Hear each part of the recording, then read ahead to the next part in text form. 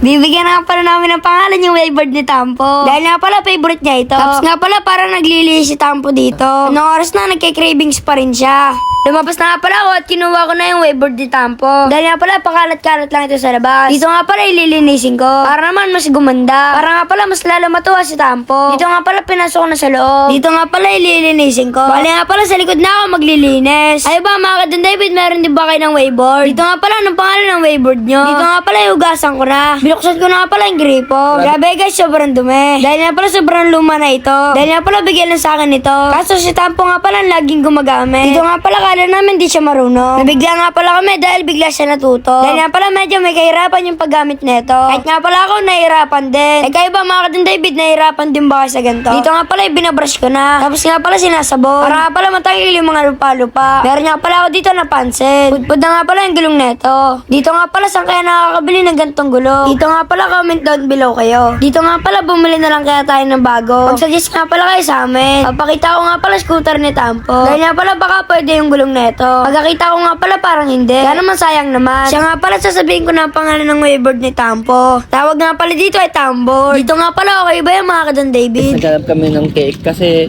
naglilihi si Tampo guys. Pati yung cake mo. Pati yung cake mo. Naglilihi oh.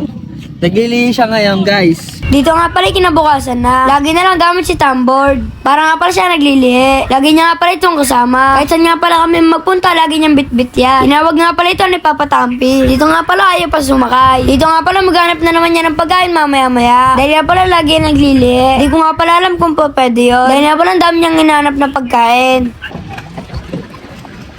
Tingin sa mama mo, Chanel pa gamit mo.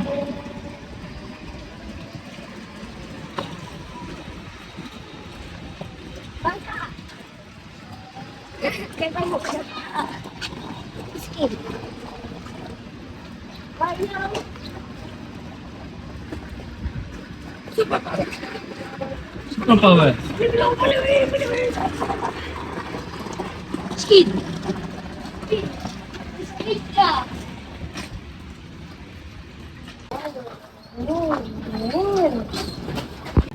Wala yung craving si Tampo guys, so Wala na, puti. Lagyan mo yung... Tampo may chicken to. Tama. Ang kasi naman nalo mapunta sa 100. Ano 100? Oh, salawang nga ako sa'yo. Kuya, what's up?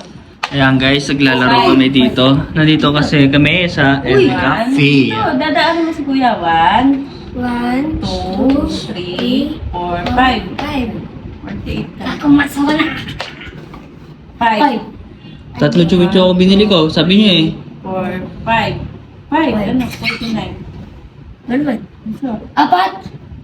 ito tayo da. Dito lang daw tayo. Go. Gravy satisfied si Tampo guys, naglilihi siya ngayon. Naglilihi ka? Dito ka lagyan pagkain.